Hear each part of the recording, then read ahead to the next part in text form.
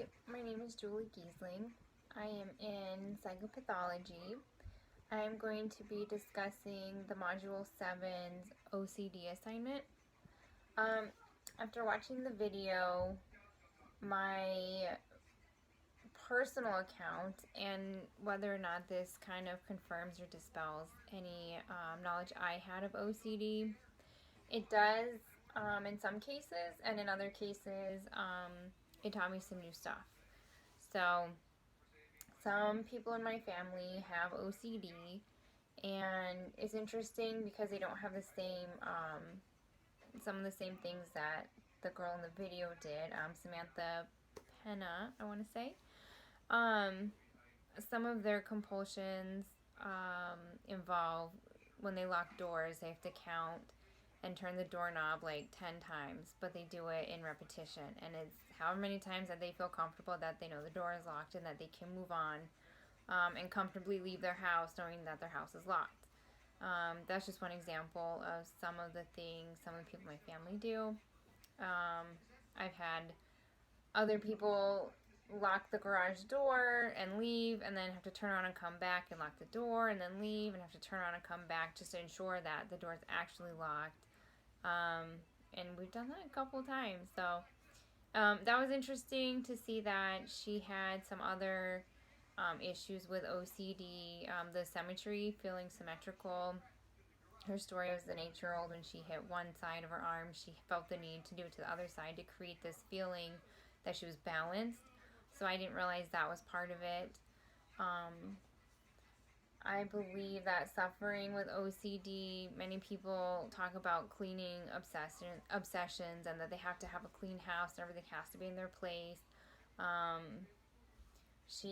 There was a post that someone had put on the internet about being OCD because they organized their closet. So that's not exactly OCD. Being organized is not OCD.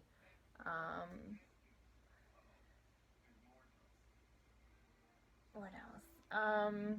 So what I learned was that people with OCD, it involves much more than just cleaning and making sure everything is where it is, and there's rituals involved. There are compulsions that are involved, which are responses to the obsession and the need for perfection, for balance, and for symmetry. And I think OCD can affect people in different ways. Not everyone is the same, and not everyone's going to have the exact same feelings. So, one biological aspect of this was the onset of symptoms. How old were they when it began? Um, what what kind of led to this? Any unintentional injuries from these? What obsessive behaviors do they have?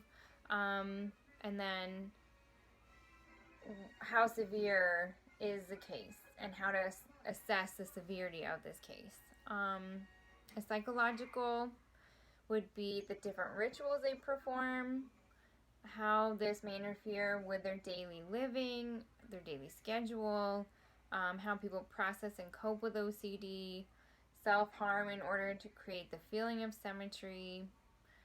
She talked about this. She talked a lot about this. She said it was very difficult for her to just have a normal day, to go out, and every time she touches something, she has to touch it with the other side to create that balance. And every time she opens a door, that she'd have to open the door with one hand and then touch the door with the other hand, and how many different doorknobs she has to touch every day. So that's part of the psychological effect of it. And I think a major part was social, interpersonal relationships, family relationships, having just any kind of friends or a boyfriend. How will this affect their schooling? This really affected her in school because she had to have her notes perfect and just so. And she would spend more time ironing down her notes to make sure that everything was as it should be and there weren't any wrinkles in the papers. When you hit college, like she was saying, you don't have time to do that type of stuff. So it's a good thing she came up with typing on an iPad, and then you don't have to worry about it. So there are things you can do to help deal with the OCD in that case. This can affect, the social aspect can affect your academic success. Having just multiple relationships, different type of relationships, successful relationships with others, with family members, your daily activities, your daily routines, going places, going to new places can be a difficult task if you're going into somewhere unknown, and it could throw you off. So this could really affect your social. So I thought the video was very interesting. It was interesting to listen to her side of it and her perspective and what she has to live with day in and day out, and how she lives with it and how she's dealing with it, and what she's doing to help her, in the different techniques she's using to help her, such as the cognitive behavior therapy.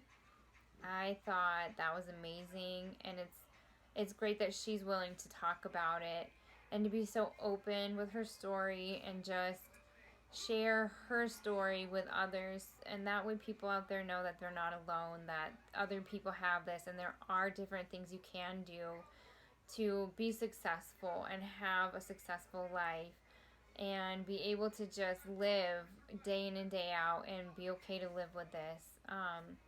So I thought it was a great TED Talk. I loved watching it. It was interesting, and I learned a lot from it. So I hope everyone else enjoys it, and I hope everyone enjoyed listening to my discussion on the OCD assignment. Thank you.